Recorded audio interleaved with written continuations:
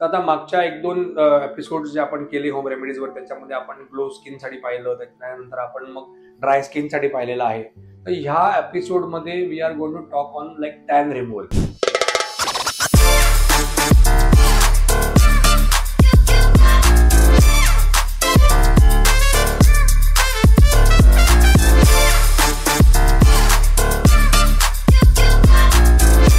Hello guys, welcome back to my channel. मी Amit Vaidya, director of fashion salon spa and makeup studio आणि director fashion international college, तुमच्यासाठी home रेमेडीजचे video घेऊन आलेलो आहे. आजकाल टॅनिंगचा प्रॉब्लेम खूप जास्ती प्रमाणामध्ये येते. बऱ्याच लोकांना टॅनिंग भरपूर होतोय स्किनला. ज्यांचं ड्राय स्किन आहे त्यांना सुद्धा टॅनिंग होते, ज्यांचं ऑइली स्किन आहे त्यांना सुद्धा टॅनिंग होते आणि नॉर्मल स्किनवाल्यांना सुद्धा टॅनिंग होते.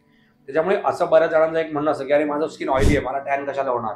तर असं काही नाहीये. टॅनिंग सगळ्या टाईपच्या स्किनला होतं. त्यामुळे तुम्हाला टॅन रिमूव्ह करण्याकरता सुद्धा तुम्हाला वर्कआउट करायला पाहिजे आणि टॅन होऊ नये त्यासाठी सुद्धा तुम्हाला वर्कआउट करायला पाहिजे. मी मागच्या वेगवेगळ्या माझे जे व्हिडिओज आपण जे बघताय किंवा जे टाकलेले आहेत, पोस्ट केलेले आहेत मी युट्यूब चॅनलला, तर त्याच्यामध्ये मी वारंवार असं बोललेलं आहे की तुम्हाला फेशियल्स करायला पाहिजेत रेग्युलरली टॅन रिमूव्ह करण्याकरता, किंवा तुम्हाला जर टॅन होऊ नये त्यासाठी तुम्ही होम केअर प्रोडक्ट वापरायला पाहिजे. तुम्हाला सनस्क्रीन लोशन लावून बाहेर तुम्हाला पडायला पाहिजे. तर काही वेळेला ह्या गोष्टी कोणी करतं कोणी नाही करतं. त्यामुळे स्किन जर तुमची उन्हात जाऊन टॅन होते आहे, त्यासाठी तुम्हाला एक साधी सोपी होम रेमेडी मी देतोय की जेणेकरून तुम्हाला रिझल्ट त्याचा चांगला मिळून जाईल.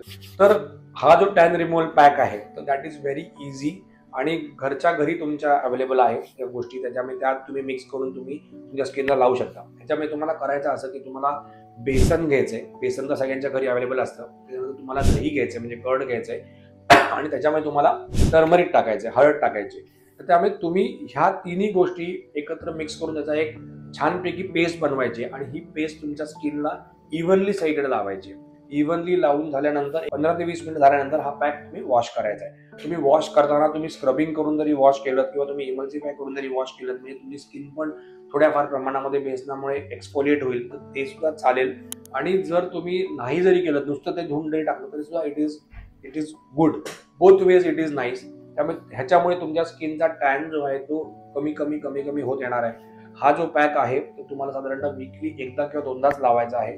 मी प्रत्येक व्हिडिओमध्ये मला सांगतोय की ज्या होम रेमेडीज मी तुम्हाला प्रिस्क्राईब करतोय त्या होम रेमेडीज तुम्ही करायच्या अगोदर एक छोटीशी पॅच टेस्ट तुमच्या स्किनवरती घ्या की जेणेकरून तुम्हाला कुठल्याही प्रकारची ॲलर्जी येणार नाही याची आपल्याला काळजी घ्यायची आहे. ॲलर्जी होणारच नाही कारण या सगळ्या घरगुती गोष्टी आहेत. समजा आता बेसन घरी आपण यूज करतो, दही आपण यूज करतो किंवा आपण हळद तर रेग्युलरली आपण यूज करतो, पण ह्या सगळ्या गोष्टी आपण जेव्हा स्किनला लावतो त्या स्किन कुठल्याही प्रकारे ॲलर्जिक होणार नाही हे आपल्याला मेन बघायचं आहे.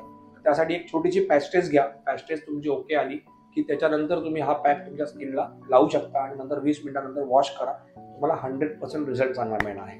आणि नुसतंच स्किनला नाही तर तुम्ही तुमच्या हाताला सुद्धा लावू शकता. जर तुमचे हात टॅन झालेले आहेत, तुमचे जर फीट टॅन झाले तुमच्या फीटला पण लावू शकता.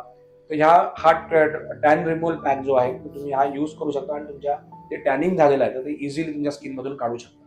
तर अशाच तुम्हाला व्हिडिओज जर बघायच्या असतील तर माझ्या चॅनलला सबस्क्राईब करा, फॉलो करा आणि मेनली बेल आयकॉन पण प्रेस करा. म्हणजे तुम्हाला याचे नोटिफिकेशन जसे जसे मी व्हिडिओ टाकत जाईल ते तुम्हाला तुमच्या फोनवरती रेग्युलरली येत जातील. Thank you very much.